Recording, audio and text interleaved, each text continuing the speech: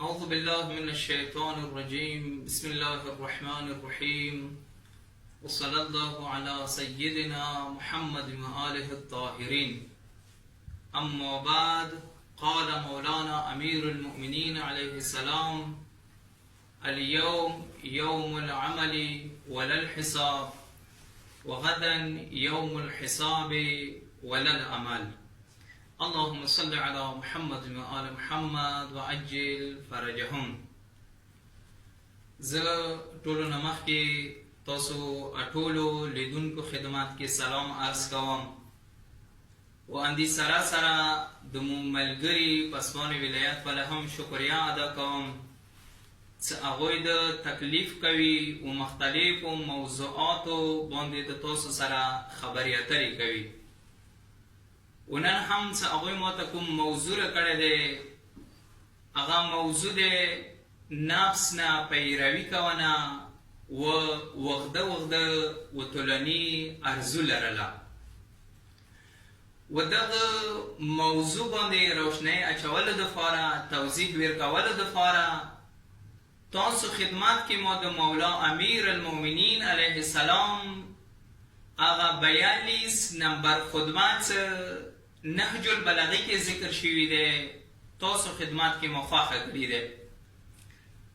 هغه خطبه کې مولا امیر المؤمنین علیه السلام یې او خلکو ایها الناس، او خلکو ان اخوف ما اخاف علیکم اثنان.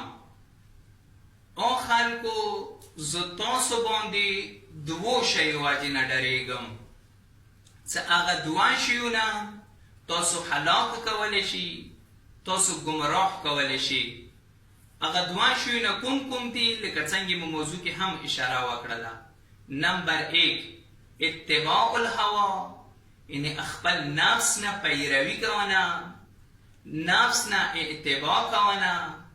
دویم شی وطول العمل، طولني وغده ارزو لرله.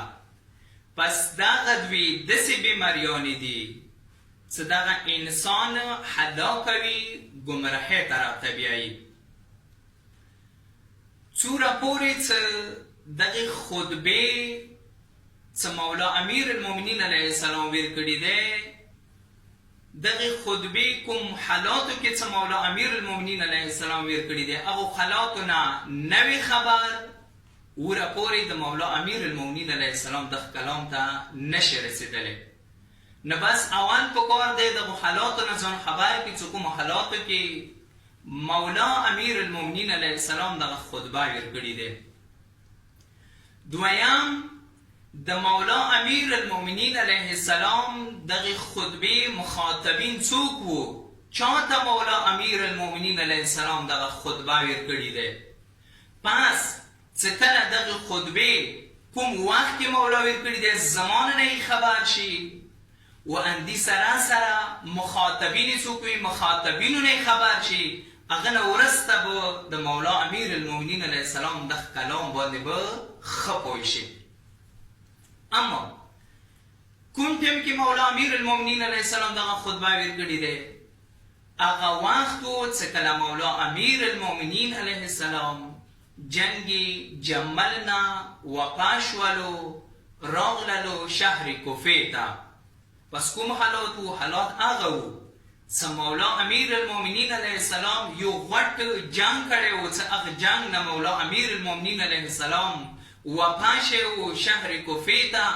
هغه کوفه چې هغه باندې 50 کاله لږ دغه 3 خلفاو حکومتونه کړي وو. هغې کوفې ته مولا امیر المؤمنین علیه السلام رانوتلو. مخاطبین څوک دي؟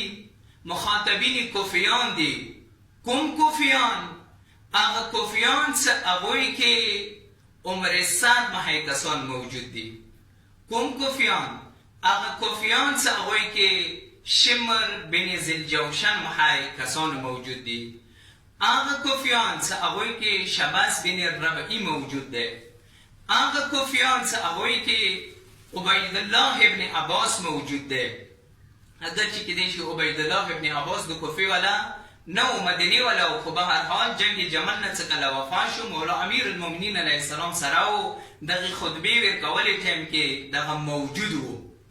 پس دوستانو دغې مخاطبین دي مولا امیر المؤمنین علیه السلام ته چې او کوفیانو او خلکو زه د تاسو ته یم چې تاسو واجې نه د زه تاسو باندې دوو بیمارۍ واجې نه ډارېږم، یو نفس نه پیروي کوونه، دویم هغه ټولني ارزو لرله. اوس راځو مختصر غوندې کې تاریخ ته مراجعه وکړو چې دغو مخاطبینو څه مولا امیر المؤمنین علیه السلام دوی ته ډېر مخکې ویلي وو څه یې وکړل. اول راشو د عبید الله ابن عباس مثال ورکړو. عبید الله ابن عباس د پیغمبر تره و، د یې زوی و عبید الله ابن عباس چې جنگ جمل جنگ صفین کې مولا امام علی علیه السلام رکابو کې وجنګېدو. خو اما کله د امام حسن مجتبی علیه السلام زمانه راغله، امام حسن مجتبی علیه السلام معاویه ابن ابي سفیان ته چې کوم لشکر تیار کو جنگ دپاره 12000 لشکر تیار کو، د هغوی کوم مشر جوړ کو، کوم فرمانده یې جوړ کو، کوم جرنیل یې جوړ کو، هغه یې عبید الله ابن عباس جوړ کو.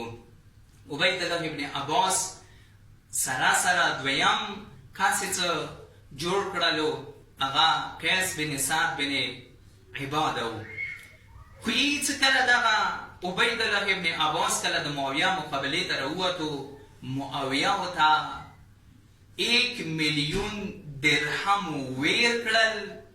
1 میلیون درهم څه کله عبید الله ابن عباس ولیدل، 1 میلیون درهم یعنی نن سبا زمانې څه ویلی شي چې 1 کروڑ یونیم یا 2 کروڑه روپۍ دوره مقدار کې کله هغه ته هغه پیسو پیشنهاد وشولو، ځان څه سترګې وغړولې، یو طرف نه دوره ډېرې لویې پیسې دي، اما بل طرف نه امام حسن مجتبی علیه السلام امام معصوم پرېږدوله وه.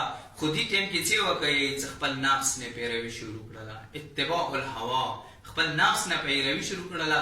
امام حسن مجتبی علیه السلام یې پرېږدولو و 8000 لشکر سره هغه معاویه ته تسلیم شول. در حالی کې چې مولا امیر المؤمنین علیه السلام څو کاله مخکې ورته ویلي وو چې او عبید الله ابن عباس او خلکو څومره مخاطبینو ټولو ته یې ویلي وو چې نفس نه پیروي مه کوئ، دغه تاسې هلاک کولی شي، دغه تاسې ګمراه کولی شي. خو لیکن هغه بیا هم نفس نه پیروي وکړله. امام حسن مجتبی علیه السلام مظلوم امام یې پرېږدولو او معاویه طرف ته لاړو.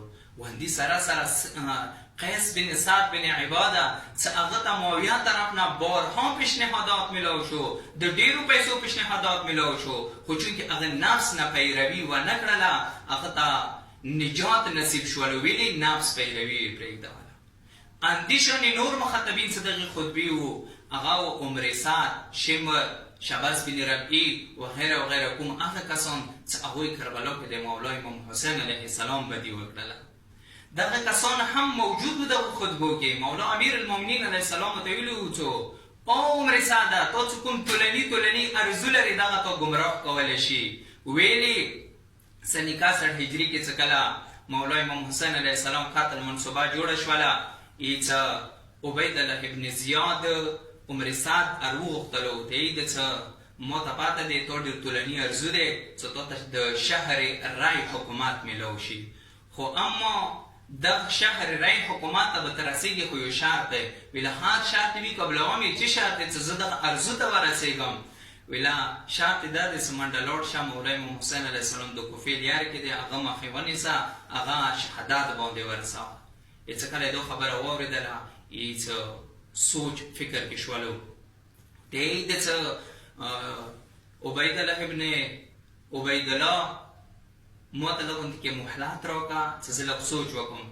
یې څه راغللو کور ولانې نقل کېږي څه ټوله شپه یې سوچ وکړو، ذهن کې کله یو طرف ته لاړو کله بل طرف. سوچ ته کوي یو طرف نه ټولني ارزو لرلو چې هغه ارزو ته د زه رسېږم، و بل طرف نه سترګړي چې امام حسین علیه السلام قاتل دی، هلاکت دی، ګمراهي دی. خو یې څه اخري هم هغه ټولني ارزو ورباندې غالب شولو، سبې راغللو عبید الله ته دی چې زه د مولا امام حسین علیه السلام قاتل ته عملیات کړم. وقصوی دوستانو دغه عمر سعد دغه ټولني ارزو واجب د فاطمه زهرا زوی د رسول الله المسیح دوی هم هغه قتل ملیا وتړله و هغه عظیم ظلم یې وکړلو څه هغه تاریخ کې ثبت شوی دی چې سن 61 هجري نه ونیسه نن ورځې پورې ټوله خلک د مولا امام حسین علیه السلام باندې سلام ستوي او عمر سعد باندې د لعنت کوي چې شي وجې نه عمر سعد دغې ګناه کې مبتلا شولو ټولني ارزو وجې نه. نو بس د دوستانو دغه داسې بیمارۍ دي مولا امیر المؤمنین علیه السلام یې چې تاسو دغو دوو بیماریو وجې نه ګمراه کېدلی شوئ هلاک کېدلی شوئ. نو امید دی تاسو څومره ګران لیدونکي چې تاسو دغه ویډیو واورئ که چیرې تاسو هم دغه ارزو لرئ چې ای کاش زه امیني سیټ ته وتلی وی، ای کاش ایما پلنکي ځای کې بنګله وی، ای کاش ایما پلنکی وی، ای کاش ایما پلنکی ګوډه وی. نو که چیرې دغه ارزو تاسې لرئ نه مولا امیر المؤمنین علیه السلام یې چې تاسې ګمراه کېږئ تاسې هلاک کېږئ. نو انشاءالله امیدوار یو چې الله رب العالمین دمو ته دغو بیمارۍ نه نجات نصیب وګرځوي. وآخر دعوانا أن الحمد لله رب العالمين. اللهم صل على محمد وآل محمد.